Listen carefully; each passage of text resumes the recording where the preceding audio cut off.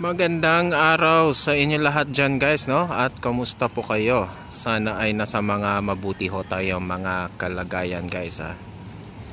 So this is Laking Davao once again guys, and welcome back to my channel.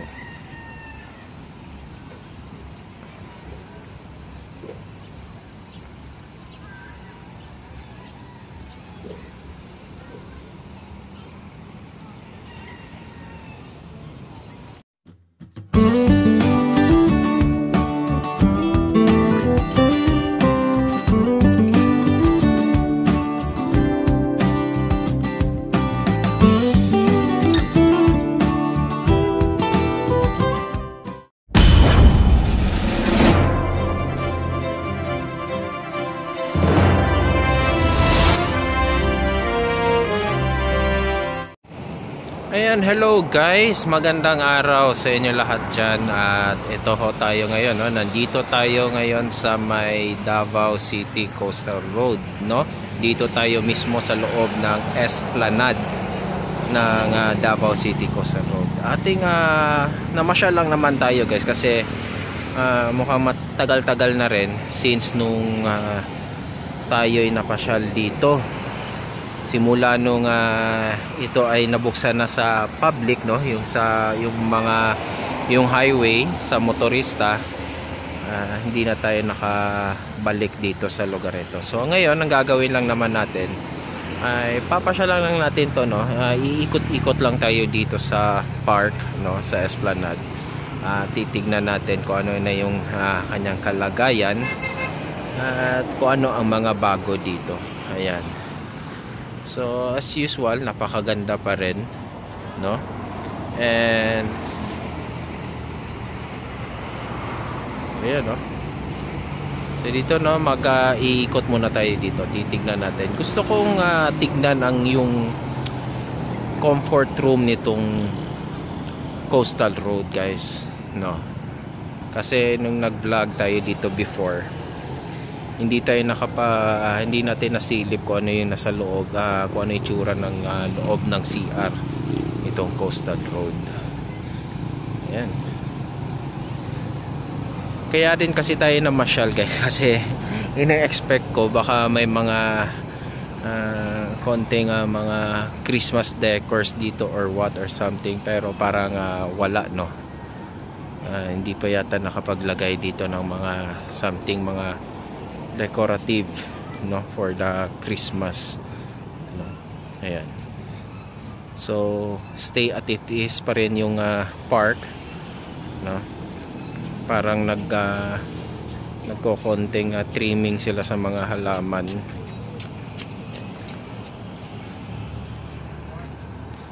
Pero to, no, yan, ikot tayo dito kasi yung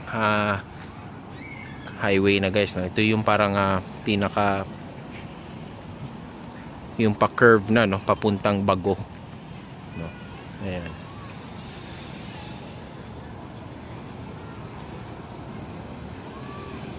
So wala masyadong pinagbago guys, no? Yan lang. Still yung park and wala, no? Yun lang.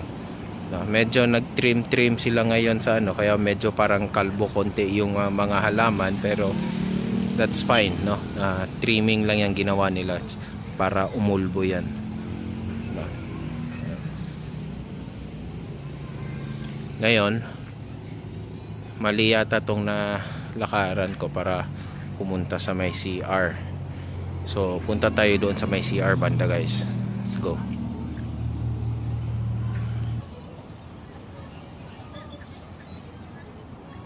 So ayan guys, no, malayo nang inikot natin.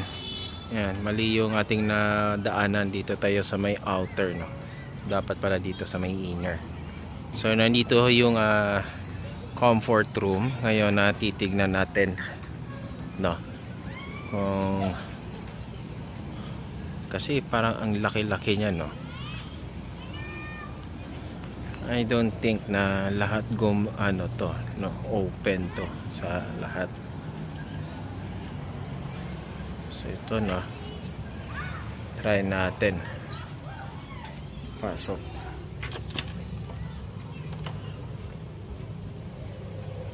Ayan. So okay din. Malaki, maluwag, no. Ayan. So may tatlong ano.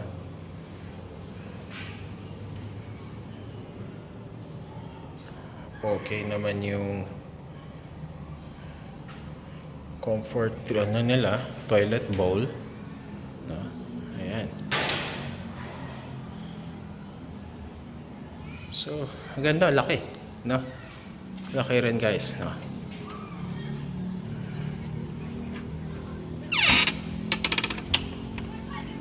First time ko. And this one naman is for the PWD, I think, no. Yung sa mga PWD to.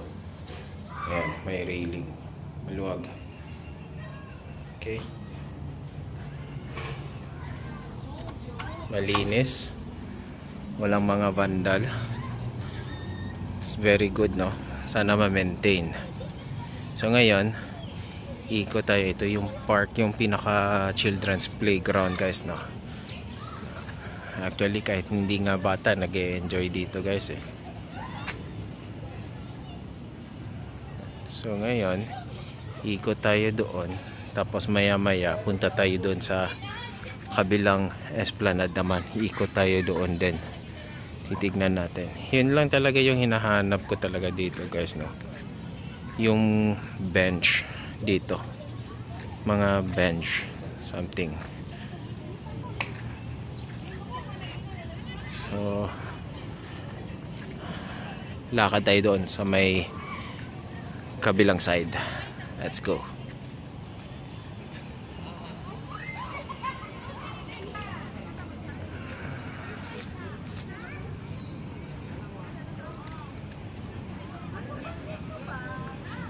So andito tayo sa kabilang side guys, no.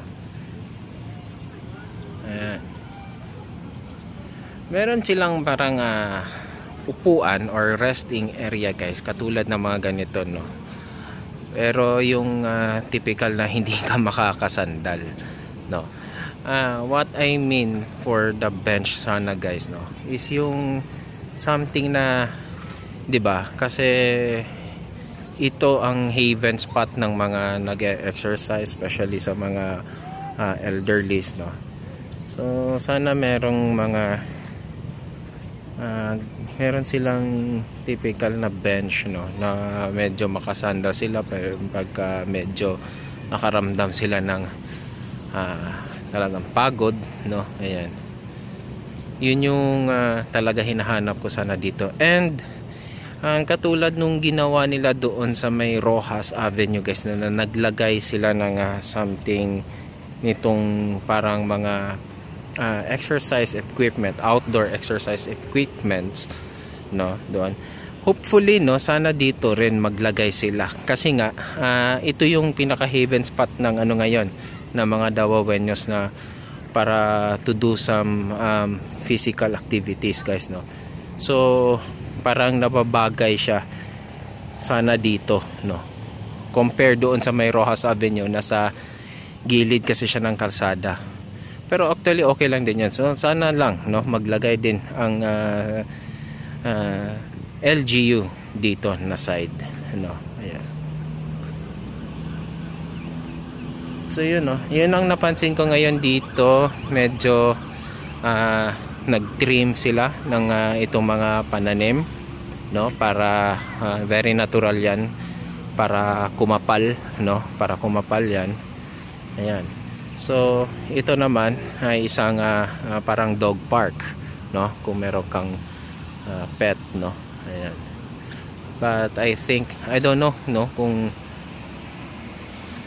nagagamit na ba to, no, ng ating mga pet owners at saka ano, no, para sa kanilang mga alagang mga pets, no. Ayan, mga aso, pusa. Ayan, usually naman talaga yan aso yan eh. Ayan.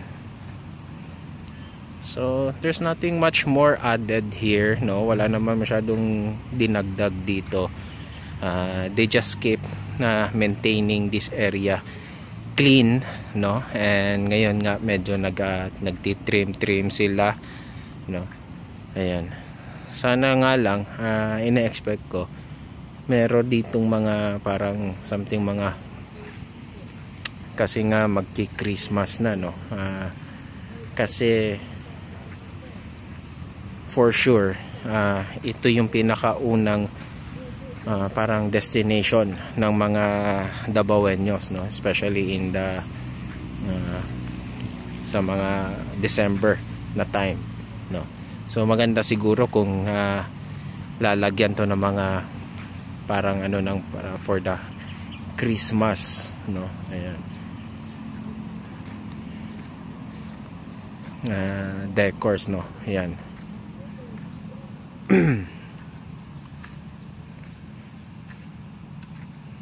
So there's nothing much here, no guys, no? Ayan.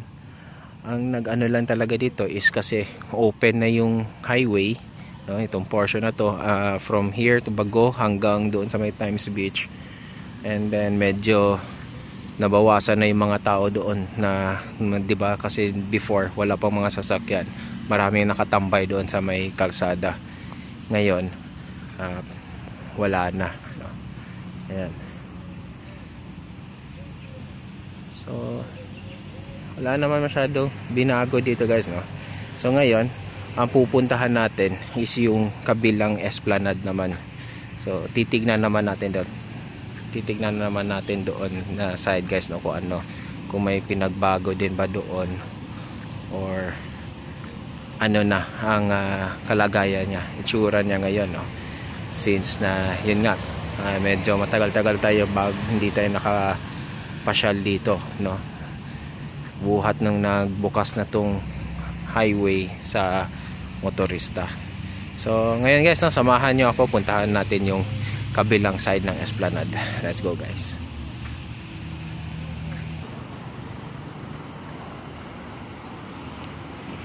Yan. So guys, no, so nandito tayo ngayon sa Esplanade. I don't know, no, kung ito ba yung Esplanade 2 or Esplanade 1, no, sa Davao City Coastal Road, ano. So yan ho yung main highway, no. Ito naman yung access road o papunta doon sa kung saan tayo galing kanina, no. Ayun, papunta sa car park.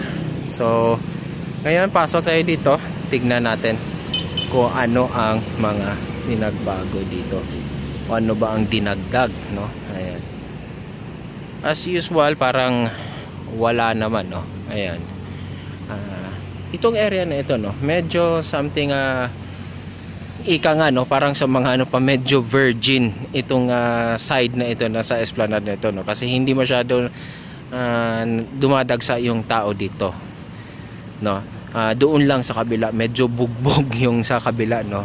Doon talaga ang punta ng mga tao. So ang number one na tingin ko dyan kung bakit ang dahilan, it's because yung doon malapit ka sa parking area, no.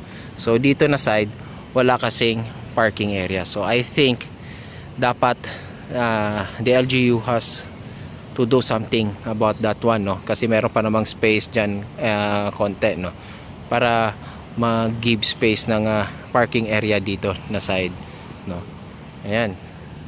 So ito nga pala, no, sa kabila guys, yung dating nakita natin na parang ano, hindi ko alam is if it is still part of the esplanade, no, dito sa Davao City Coastal Road.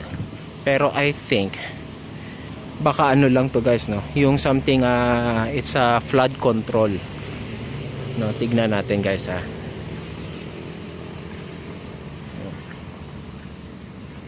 no. So dito makikita nyo, mahalata nyo kasi sa ano ng nitong flooring guys, no, medyo wala masyadong halatang hindi masyado gamit, unlike doon sa kabila medyo faded siya dahil nga sa dami ng tao, no, gumagamit sa area na yun.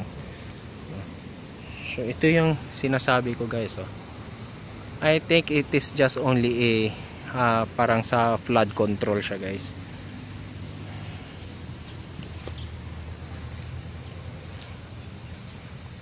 Ayan. Ayan guys, no. So I think it is only for the flood control only. Ano kaya yung dito na side? Parang eskwelahan yung side na ito guys eh. No? Ayan. So probably just for flood control yan. Kasi dati akala natin it's part of the esplanade, pero I don't think so. It is not, no. Ayan. So ngayon dito patuloy tayo mag-ikot-ikot dito sa esplanade. Let's go.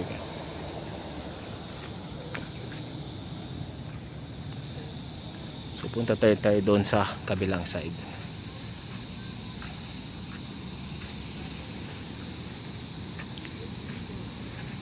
Itong parang building na ito, itong ano na ito, itong parang bahay-bahay dyan, it is an office guys, no?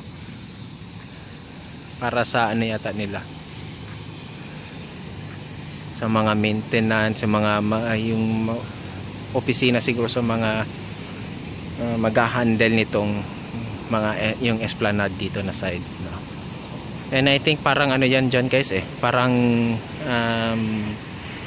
gagawa sila parang clinic din, no, at the same time, no, parang ano ng Central 911, parang for possible kung ano yung mga may mangyari ditong hindi inaasahan, may pang-unang lunas na kagad dito, no.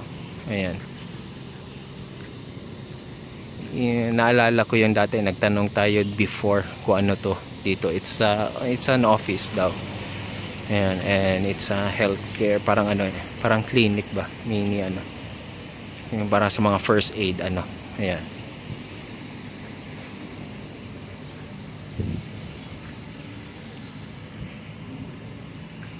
So yun guys, no, wala naman masyadong idinagdag dito sa Davao City Coastal Road na esplanade, no. Yun nga lang, yung sabi ko sa inyo, yung hinahanap ko dito is the bench, no. Yun, hopefully.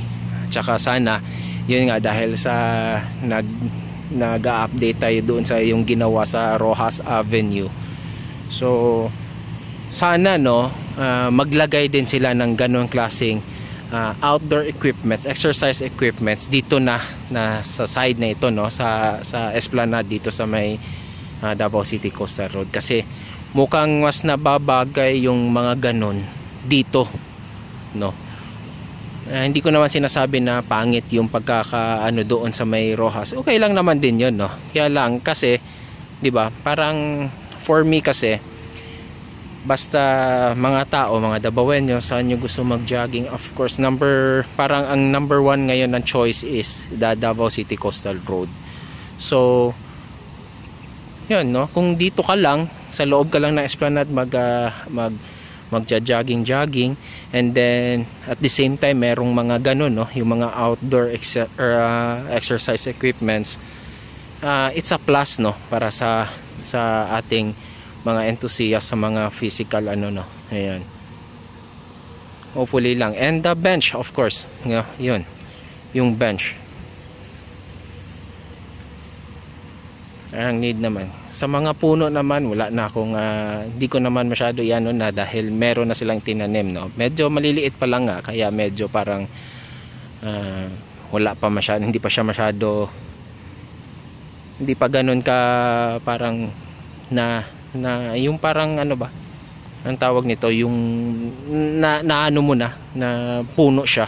Ayan, kasi liliit pa niya eh, no. Darating ang araw parang ano na yan, pag umulbo yan. Actually marami yung tinanim nila eh, no. So sooner later it will give a good shade here, no, all over the esplanade. So sa ngayon medyo ano pa lang, kasi nga bago pa, no. Ayan. Tsaka yun, no, since it is December, going to Christmas na, medyo walang ano, no, walang mga decors dito, no. I don't know, baka merong ibang may plan pa yung Davao City Tourism about dito na area. Kasi malamang at malamang guys, maraming ano dito magiging ganap dito, especially on December, no? Possible yan, no? Maganda nga dito maglagay ngayon ng ang Davao City LGU guys, no? For me lang ha, parang mga Christmas bazaar dito maganda, no? Presko, and yun nga, maluag, medyo ano pa.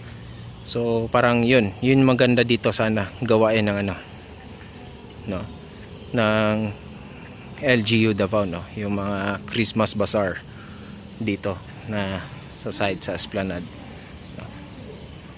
Ayan, no. So guys, wala naman masyadong dagdag dito ganap, no. Still ganun pa rin doon na area. So I think I'm going to end my vlog. Namasyal lang naman din tayo dito guys, kasi gusto ko magpahangin, at the same time gusto ko talaga pasyalan tong gusto kong kamustahin tong area na ito, house, kung ano na ba ang mga ganap dito since nagbukas na yung highway into the motorist, no. So yun, wala, no, it's so plain, just yun nga lang, no, talaga the bench is missing, no. Sa comfort room wala na akong question dyan, okay na, kasi halos every merong comfort room. It's a good idea also, no, kasi yan ang pinaka-importante, no. Kasi tayo, alam mo naman, diba, kahit saan tayo mapunta, ang pinakauna natin hinahanap kung saan banda yung CR. Yun yung parang importante, no. So I think guys, that's all, no, sa ating pamamasyal dito sa Davao City Coastal Road, sa Esplanade 1 and 2. So thank you so much guys, no. Please like and share this video. Yung sa mga hindi pa nakapag-subscribe sa akin guys, no, and most regularly na regular viewers ko, no. So hopefully guys, no, please do so, subscribe na po kayo, and hit nyo na rin yung notification bell para ma-notify kayo every time I will upload a video, yung sa mga ganito update, and especially sa mga pag nag-update tayo ng mga developments here inside the Metro Davao guys, no. So yun, so sa aking paalala guys, no, mag-iingat tayo sa ating mga pang-araw-araw na mga ginagawa, dahil ang ating mga mahal sa buhay ay nag-aantayan sa atin hanggang tayo ay makauwi ng matiwasay guys. Okay, so thank you so much again guys, God bless us all, and adios.